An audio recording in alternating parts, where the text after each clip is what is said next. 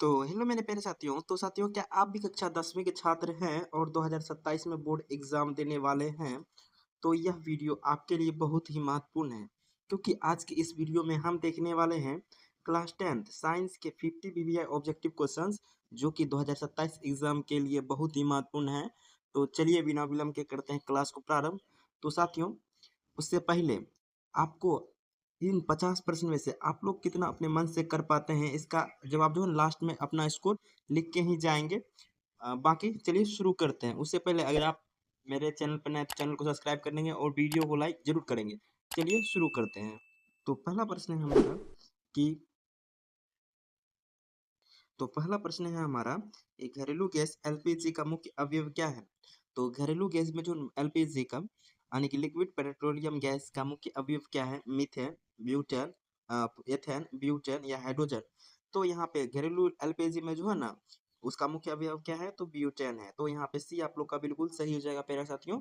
अब बढ़ते हैं अगला प्रश्न की तरफ। तो अगला प्रश्न है हमारा कि ऊर्जा के दो अनवीकरणीय स्रोत क्या है?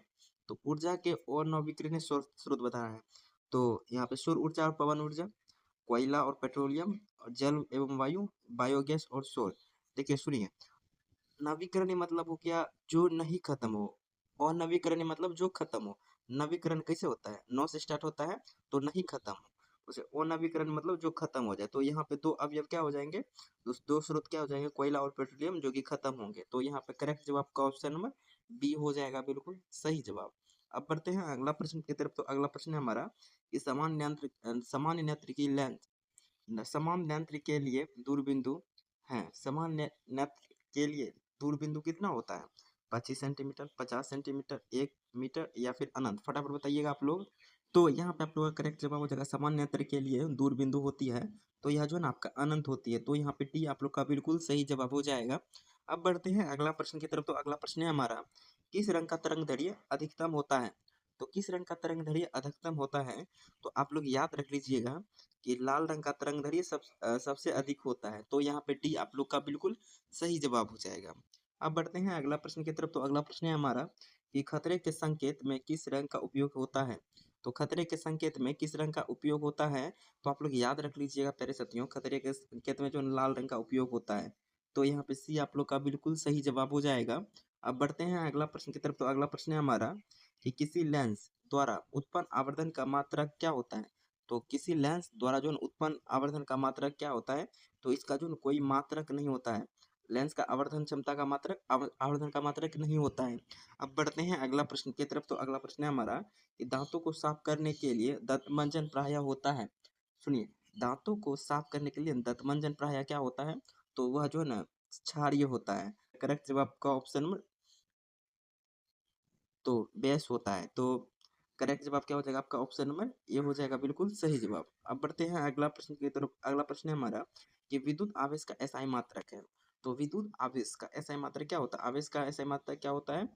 तो यहाँ पे करेक्ट जवाब हो जाएगा कूलम्ब होता है। तो यहाँ पे डी आप लोग का बिल्कुल सही जवाब हो जाएगा। अब बढ़ते हैं अगला प्रश्न की तरफ। तो अगला प्रश्न है हमारा, किसी दर्पण की फोकस दूरी धनात्मक होती है तो वह दर्पण क्या होता है? तो किसी दर्पण की फोकस दूरी अगर धनात्मक होती है तो वह दर्पण कैसा होगा? तो यहाँ पे किसी दर्पण की फोकस दूरी धनात्मक होती है तो वह दर्पण कैसा होगा? तो वो आपका उत्तल दर्पण हो जाएगा। तो यहाँ पे बी आप लोग का बिल्कुल सही जवाब हो जाएगा। अब बढ़ते हैं अगला प्रश्न पे। तो अगला प्रश्न है हमारा, किस माध्यम में प्रकाश की चाल सबसे अधिक होती है? फटाफट बताइएगा प्यारे साथियों।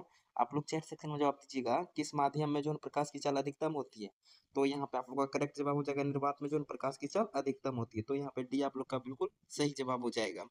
अब बढ़ते हैं अगला प्रश्न की तरफ। तो अगला प्रश्न है हमारा कि निम्नलिखित में से कौन अधातु है? तो निम्नलिखित में से कौन अधातु है?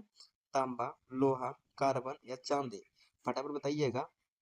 तो निम्नलिखित में से कौन सा अधातु है? तो कार्बन अधातु है। यहाँ पे सी आप लोग का बिल्कुल सही जवाब हो जाएगा। अब बढ़ते हैं अगला प्रश्न की तरफ। तो अगला प्रश्न है हमारा कि स्पेक्ट्रम प्राप्त करने के लिए उपयोग होता है। तो स्पेक्ट्रम प्राप्त करने के लिए क्या उपयोग होता है? लेंस का, या दर्पण का या सूक्ष्मदर्शी का या प्रिज्म का? तो स्पेक्ट्रम प्राप्त करने के लिए किसका प्रयोग होता है? तो प्रिज्म का प्रयोग होता है। तो यहाँ पे डी आप लोग का बिल्कुल सही जवाब हो जाएगा। अब बढ़ते हैं अगला प्रश्न पे। तो अगला प्रश्न है हमारा कि खुला परिसंचरण तंत्र पाया जाता है। तो खुला परिसंचरण तंत्र पाया जाता है, तो यहाँ पे आप लोग का करेक्ट जवाब हो जाएगा कॉकरोच में। तो यहाँ पे बी आप लोग का बिल्कुल सही जवाब हो जाएगा। अब बढ़ते हैं अगला प्रश्न पे। तो अगला प्रश्न है हमारा कि यूरो 2 का संबंध है। तो यूरो 2 का संबंध किससे है? वायु प्रदूषण से, जल प्रदूषण से, या फिर ध्वनि प्रदूषण से, या मृदा प्रदूषण से। तो यहाँ पे करेक्ट जवाब हो जाएगा वायु प्रदूषण से। तो यहाँ पे ये आप लोग का बिल्कुल सही जवाब हो जाएगा। अब बढ़ते हैं अगला प्रश्न की तरफ। तो अगला प्रश्न है हमारा कि मनुष्य की सबसे बड़ी ग्रंथि कौन सी है? फटाफट बताइएगा आप लोग चैट सेक्शन में प्रेस साथियों कि मनुष्य की सबसे बड़ी ग्रंथि कौन सी है। तो यहाँ पे आप लोग का करेक्ट जवाब हो यानी कि लीवर जो है ना मनुष्य का सबसे बड़ी ग्रंथि है। तो यहाँ पे सी आप लोग का बिल्कुल सही जवाब हो जाएगा। अब बढ़ते हैं अगला प्रश्न की तरफ। तो अगला प्रश्न है हमारा स्वपोषी पोषण के लिए आवश्यक है। तो स्वपोषी पोषण के लिए आवश्यक क्या है? CO2 का भी आवश्यक है, क्लोरोफिल भी आवश्यक है, सूर्य का प्रकाश भी आवश्यक है, इनमें से सभी। तो यहाँ पे करेक्ट जवाब का ऑप्शन नंबर डी हो जाएगा बिल्कुल सही जवाब। अब बढ़ते हैं अगला प्रश्न पे। तो अगला प्रश्न है हमारा कि वायुमंडल में CO2 की गैस की उपस्थिति कितनी है? तो वायुमंडल में जो है कार्बन डाइऑक्साइड की गैस की उपस्थिति कितनी है? तो आप लोग याद रख लीजिएगा 0.03%। तो यहाँ पे सी आप लोग का बिल्कुल सही जवाब हो जाएगा। अब बढ़ते हैं अगला प्रश्न पे। तो अगला प्रश्न है हमारा विद्युत धारा का एसआई मात्रक क्या है? तो विद्युत धारा का एसआई मात्रक क्या होता है? तो यहाँ पे करेक्ट जवाब हो जाएगा एम्पियर होता है। तो यहाँ पे डी आप लोग का बिल्कुल सही जवाब हो जाएगा। अब बढ़ते हैं अगला प्रश्न की तरफ। तो अगला प्रश्न है हमारा कि समतल दर्पण द्वारा बना प्रतिबिंब होता है। तो समतल द्वारा बना प्रतिबिंब कैसा होता है? तो वह जो है ना वास्तविक होता है। तो यहाँ पे बी आप लोग का बिल्कुल सही जवाब हो जाएगा। अब बढ़ते हैं अगला प्रश्न पे। तो अगला प्रश्न है हमारा कि इंसुलिन की कमी से कौन सा रोग होता है? तो इंसुलिन की कमी से क्या होता है? तो आप लोग याद रख लीजिएगा प्यारे साथियों कि इंसुलिन की कमी से जो है ना मधुमेह होता है। तो यहाँ पे करेक्ट जवाब का ऑप्शन नंबर सी हो जाएगा बिल्कुल सही जवाब। अब बढ़ते हैं अगला प्रश्न पे। तो अगला प्रश्न है हमारा कि निम्नलिखित में से कौन सा उत्सर्जी अंग है? तो निम्नलिखित में से कौन सा उत्सर्जी अंग है? किडनी को जो है उत्सर्जी अंग कहा जाता है। तो यहाँ पे सी आप लोग का बिल्कुल सही जवाब हो जाएगा। अब बढ़ते हैं अगला प्रश्न पे। तो अगला प्रश्न है हमारा कि विद्युत का सर्वोत्तम सुचालक कौन है? तो विद्युत का सर्वोच्चम सुचालक कौन है? तो यहाँ पे आप लोग याद रख लीजिएगा। तो यहाँ पे विद्युत का सर्वोत्तम सुचालक कौन सा हो जाएगा? तो क्या हो जाएगा? चांदी हो जाएगा। तो यहाँ पे बी आप लोग का बिल्कुल सही जवाब हो जाएगा। अब बढ़ते हैं अगला प्रश्न पे। तो अगला प्रश्न है हमारा कि विभवांतर का एसआई मात्रक क्या है? तो विभवांतर का एसआई मात्रक वोल्ट होता है। तो यहाँ पे ए आप लोग का बिल्कुल सही जवाब हो जाएगा। अब बढ़ते हैं अगला प्रश्न की तरफ। तो अगला प्रश्न है हमारा कि बैटरी से किस प्रकार की धारा प्राप्त होती है? तो बैटरी से जो है किस प्रकार की धारा प्राप्त होती है? तो आप लोग याद रख लीजिएगा बैटरी से जो है ना हमें दिष्ट धारा प्राप्त होती है यानी कि डीसी प्राप्त होती है। और हम लोगों को डायरेक्ट बिजली से किस प्रकार का धारा प्राप्त होती है? यानी कि जो आपके घर में लाइन से दौड़ाया हुआ तो वह जो है ना एसी में प्राप्त होता है ट्रांसफर के द्वारा, ट्रांसफार्मर के द्वारा। तो अब बढ़ते हैं अगला प्रश्न पे। तो अगला प्रश्न है हमारा कि पृथ्वी पर ऊर्जा का मुख्य स्रोत क्या है? तो पृथ्वी पर ऊर्जा का मुख्य स्रोत है आपका सूर्य। तो यहाँ पे भी आप लोग का बिल्कुल सही जवाब हो जाएगा। अब बढ़ते हैं अगला प्रश्न पे। तो अगला प्रश्न है हमारा मैग्नीशियम में पाया जाता है, मैग्नीशियम पाया जाता है। तो मैग्नीशियम किस में पाया जाता है? आप लोग याद रख लीजिएगा मैग्नीशियम जो है ना यह क्लोरोफिल में पाया जाता है। तो यहाँ पे ये आप लोग का बिल्कुल सही जवाब हो जाएगा। अब बढ़ते हैं अगला प्रश्न पे। तो अगला प्रश्न है हमारा श्वेत रंग कितने रंगों के मेल से बना होता है? तो श्वेत रंग जो है कितने रंगों के मेल से बना होता है? तो यह जो 7 रंग के रंगों से मिल के बना होता है। अब बढ़ते हैं अगला प्रश्न पे। तो अगला प्रश्न है हमारा कि शक्ति का एसआई मात्रक है। तो शक्ति का एसआई मात्रक क्या होता है? तो वाट होता है। तो यहाँ पे डी आप लोग का बिल्कुल सही जवाब हो जाएगा। अब बढ़ते हैं अगला प्रश्न पे। तो अगला प्रश्न है हमारा कि विद्युत बल्ब में फिलामेंट तार बना होता है। तो विद्युत बल्ब में जो है ना फिलामेंट बना होता है वह किसका बना होता है? तो आप लोग याद रख लीजिएगा टंगस्टन का फिलामेंट बना होता है। तो यहाँ पे डी आप लोग का बिल्कुल सही जवाब हो जाएगा। अब बढ़ते हैं अगला प्रश्न पे। तो अगला प्रश्न है हमारा किसी अम्लीय विलयन का पीएच मान कितना होता है? किसी भी अम्लीय विलयन का पीएच मान 7 से कम होता है। और 7 से अधिक वाले को क्या कहते हैं? इसका जवाब आप लोग चैट सेक्शन में दीजिएगा। 7 से किसी विलियन के जो है ना 7 से अधिक वाले पीएच मान को क्या कहते हैं? इसका जवाब आप लोग कमेंट कीजिएगा। अब बढ़ते हैं अगला प्रश्न पे। तो अगला प्रश्न है हमारा आंख व्यवहार करती है। तो आंख व्यवहार किस प्रकार करती है? तो आप लोग याद रख लीजिएगा आंख जो व्यवहार करती है तो आंख व्यवहार करती है उत्तल लेंस की तरह। तो यहाँ पे भी आप लोग का बिल्कुल सही जवाब हो जाएगा। अब बढ़ते हैं अगला प्रश्न पे। तो अगला प्रश्न है हमारा कि घरों में विद्युत दुर्घटना किसके कारण होती है? तो घरों में जो है विद्युत दुर्घटना जो है किसके कारण होती है? वो अक्सर शॉर्ट सर्किट के कारण होती है। तो यहाँ पे बी आप लोग का बिल्कुल सही जवाब हो जाएगा। अब बढ़ते हैं अगला प्रश्न पे। तो अगला प्रश्न है हमारा कि निम्नलिखित में से किसका उपयोग खाना बनाने वाले ईंधन में नहीं होता है? तो निम्नलिखित में से किसका जो है उपयोग जो है ना खाना बनाने वाले ईंधन के रूप में नहीं होता है? सीएनजी का, एलपीजी का, बायोगैस का, या पीएनजी का। तो यहाँ पे आप लोग का करेक्ट जवाब हो जाएगा किसका उपयोग खाना बनाने वाला ईंधन के रूप में नहीं होता है। तो यहाँ पे आप लोग का करेक्ट जवाब हो जाएगा CNG का, यानी कि यहाँ पे ऑप्शन नंबर ए हो जाएगा आपका बिल्कुल सही जवाब। अब बढ़ते हैं अगला प्रश्न पे। तो अगला प्रश्न है हमारा कि सर्च लाइट का परावर्तक सतह होता है। तो सर्च लाइट का परावर्तक सतह किसका बना होता है? तो आप लोग याद रख लीजिएगा, यह जो ना आपका यह आपका अवतल दर्पण का बना होता है। तो यहाँ पे बी आप लोग का बिल्कुल सही जवाब हो जाएगा। अब बढ़ते हैं अगला प्रश्न पे। तो अगला प्रश्न है हमारा लेंस में मुख्य फोकस की संख्या कितनी होती है? तो लेंस में मुख्य फोकस की संख्या कितनी होती है? तो यहाँ पे आप लोग का करेक्ट जवाब हो जाएगा 2 होती है। तो यहाँ पे ऑप्शन नंबर ए हो जाएगा बिल्कुल सही जवाब। अब बढ़ते हैं अगला प्रश्न पे। तो अगला प्रश्न है हमारा कि ऊर्जा का एसआई मात्रक है। तो ऊर्जा का एसआई मात्रक क्या होता है?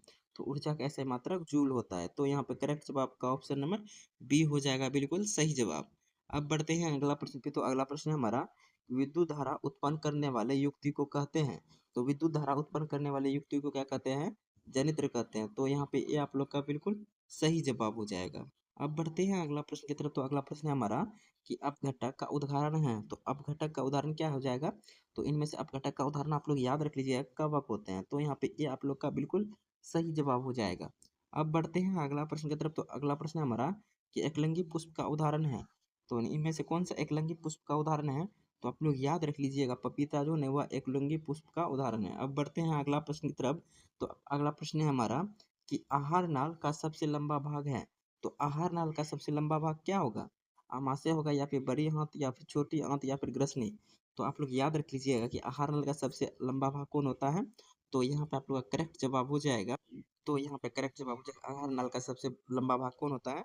तो छोटी आंत होता है। तो सी आप लोग का बिल्कुल सही जवाब हो जाएगा। अब बढ़ते हैं अगला प्रश्न पे। तो अगला प्रश्न है हमारा तो क्लोरोफिल वर्णक में का रंग होता है, मतलब क्लोरोफिल वर्णक का रंग कैसा होता है? तो क्लोरोफिल वर्ण का रंग कैसा होता है? तो यहाँ पे करेक्ट जवाब हो जाएगा हरा होता है। अब बढ़ते हैं अगला प्रश्न की तरफ। तो अगला प्रश्न है हमारा प्रश्न नंबर 42 है हमारा कि ग्रेफाइट होता है। तो ग्रेफाइट कैसा होता है? तो विद्युत का कुचालक होता है या फिर विद्युत का सुचालक होता है या अर्धचालक होता है या इनमें से कोई नहीं। तो ग्रेफाइट जो है विद्युत का सुचालक होता है। और ग्रेफाइट किस में पाया जाता है? अच्छा, आप लोग से एक प्रश्न है कि पेंसिल में जो आप न्यूक्लियर टाइप से जिससे लिखते हैं वो किसका होता है? आप लोग फटाफट इसका जवाब कमेंट बॉक्स में दीजिएगा। अब बढ़ते हैं अगला प्रश्न की तरफ। तो अगला प्रश्न है हमारा कि धातुओं की प्रकृति होती है। तो धातुओं की प्रकृति कैसी होती है? तो आप लोग याद रख लीजिएगा यह जो ना विद्युत धनात्मक होती है। तो यहाँ पे ये आप लोग का बिल्कुल सही जवाब हो जाएगा। अब बढ़ते हैं अगला प्रश्न की तरफ। तो अगला प्रश्न है हमारा कि प्रतिरोध का मात्रक होता है। प्रतिरोध का ऐसा ही मात्रक क्या होता है? तो वह जो ओम होता है। तो यहाँ पे भी आप लोग का बिल्कुल सही जवाब हो जाएगा। अब बढ़ते हैं अगला प्रश्न पे। तो अगला प्रश्न है हमारा एक हाउस पावर यानी कि एक अश्व शक्ति बराबर होता है 1 HP बराबर कितना होता है? तो 746 वाट। तो यहाँ पे भी आप लोग का बिल्कुल सही जवाब हो जाएगा। अब बढ़ते हैं अगला प्रश्न की तरफ। तो अगला प्रश्न है हमारा कि धारा मापने में किसका उपयोग होता है? तो धारा मापने में जो है किसका उपयोग होता है? फटाफट आप लोग चैट सेक्शन में जवाब देते चलिएगा प्यारे साथियों। तो धारा मापने में किसका प्रयोग होता है? तो आप लोग याद रख लीजिएगा ए मीटर का प्रयोग होता है। तो यहाँ पे ए आप लोग का बिल्कुल सही जवाब हो जाएगा। अब बढ़ते हैं अगला प्रश्न पे। तो अगला प्रश्न है हमारा प्रकाश तरंग का उदाहरण है। तो प्रकाश तरंग का उदाहरण कौन सा हो जाएगा? तो यहाँ पे करेक्ट जवाब हो जाएगा विद्युत चुम्बकीय तरंग। तो यहाँ पे बी आप लोग का बिल्कुल सही जवाब हो जाएगा। अब बढ़ते हैं अगला प्रश्न पे। तो अगला प्रश्न है हमारा कि पत्तियों में गैसों का आदान प्रदान कहाँ होता है? तो पत्तियों में जो गैसों का आदान प्रदान या स्टोमेट यानी कि रंध्र के द्वारा होता है। तो यहाँ पे बी आप लोग का बिल्कुल सही जवाब हो जाएगा स्टोमेटा के द्वारा होता है। मतलब पत्तियों में गैसों का आदान प्रदान किसके द्वारा होता है? तो स्टोमेटा के द्वारा होता है, जिसको हिंदी में रंध्र बोलते हैं। अब बढ़ते हैं अगला प्रश्न पे। तो अगला प्रश्न है हमारा कि ग्लूकोज में कार्बन की संख्या कितनी होती है? तो ग्लूकोज में कार्बन की संख्या कितनी होती है?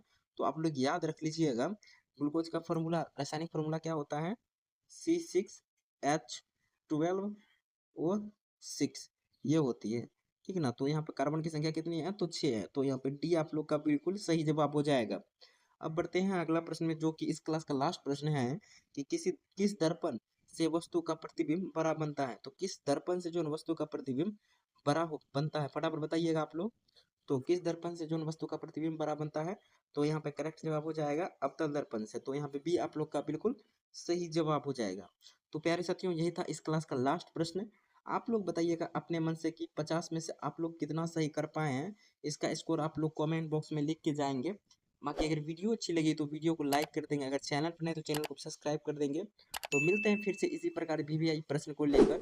तब तक बने रहिए हमारे साथ। जय हिंद, जय भारत, धन्यवाद।